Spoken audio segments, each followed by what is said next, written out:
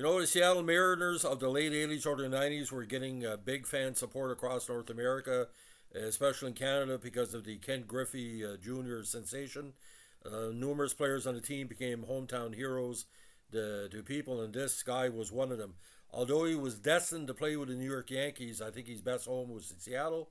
He had tons of skills and a very, very personable guy, very dedicated individual, and every team that he played for was glad to have him. So today we're going to be talking with the very underrated and the very, very dedicated Henry Cotto. Now, Henry Cotto, born January 5th, 61, is an American former pro baseball outfielder, smooth in the field like you wouldn't believe. He played all or parts of 10 seasons in Major League Baseball from 84 until 93. One campaign in Japan for the Yomiuri Giants, which picked up a lot of former MLB players through the years. And he won the 94 Japan Series there. After a brief return to the minor leagues in 95, he retired. Now, he had played in the Puerto Rican Winter Baseball League for Criollos de Caguas during the 1980s. After batting 274 and 146 at bats during his rookie campaign with the Cubs, in a very interesting trade, he was dealt along with Ron Hassey, the catcher, Rich Bordy, and Porfi Altamirano to the New York Yankees for Ray Fontenot and Brian Dayette at the winter meetings on December 4th, 84. Now, in 884 games over 10 seasons, he posted a 261 batting average, 55.69 for 21.78, 296 runs, 44 homers, 210 RBIs, and 130 stolen bases. He finished career with a 988 fielding percentage, playing in all three outfield positions. Where I think he was best in left field because he would play a lot of games in the Blue Jays, and that's what I would normally saw him. From 96, he served as a coach in the farm system of the Mariners and also served as a hitting instructor for the Everett Aqua Sox from 2007 to 2010.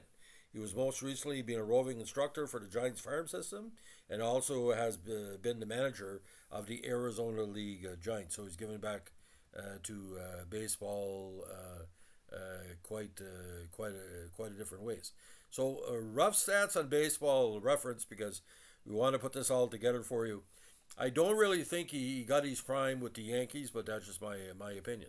Now, he went to Batista High School in Coahuila, Puerto Rico, and debuted on April 5th, 84 versus the San Francisco Giants with one at bat and no hits. And his last game was against my Expos.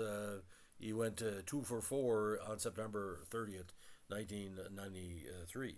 Now, as we look along again, his best season, in my opinion, was his only campaign with 100 hits. That was 1988, where he had 8 home runs and 33 RBIs. Now, a very consistent hitter. 91 was really good as well, hitting 305, based on only 177 at bats. So it was mostly platooned. And the rough statistics tell me if he would have played the full season, he would have Kevin Pillar numbers with 10 home runs, 50 RBIs. But the stolen bases really stood for me because he was a different version of a 2020 guy. You would have 20 RBIs or 30 RBIs and 27 or 20 or 27 stolen bases. Between 88 and 93, 27, 10, 21, 16, 23, 16 stolen bases. And Florida's last campaign, again, it was probably one of his better seasons at the plate, 296, until again he went to Japan. Now, numbers with Seattle quite interesting. 34 homers, 156 RBIs with 83 stolen bases. So his best years with Seattle. So, ladies and gentlemen, we're getting a lot of requests for what I call utility players on the channel. We really appreciate all the requests that come here because we want to salute the players that you love. A lot of the followers here are from Ohio, Massachusetts, West Coast. It doesn't have to be Expos or Blue Jays. A lot of Canadian followers here. Let me know who you want me to feature because I know who these players are, but maybe a lot of people that are over the age of 30, between 30 and 40, wouldn't remember Henry Cotto. We did just recently Johnny LeMaster. By the way, I don't think there's many people under 20 on my channel, so we're speaking to our generation. Our key demographic here, ages 20 to 70. So if you fall in that category, that means you appreciate sports history. I know I do. And we try to present this like back of baseball cards back in the day to give it a little more in depth. You may have heard this information before. And I know there's many people that are visually impaired that are on this channel that like listening to the podcast we do. You can't see the baseball cards or where we put in.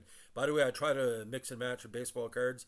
My favorite sets include 73, 72, 73, 75, 77, 78. So it falls in that category. I put that in because that was your favorite cards growing up.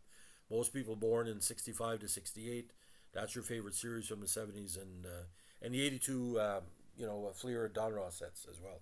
So, ladies and gentlemen, that's the story of Henry Cotto. Again, very handsome dude as well. Sort of looked like, O. Henry Rodriguez from Montreal. So, my mother once said he's probably the best looking player on the Mariners. That's saying a lot. She had a little crush on Ken Griffey. So, thanks for listening, ladies and gentlemen. And don't forget, Happy New Year to you and yours. Bye.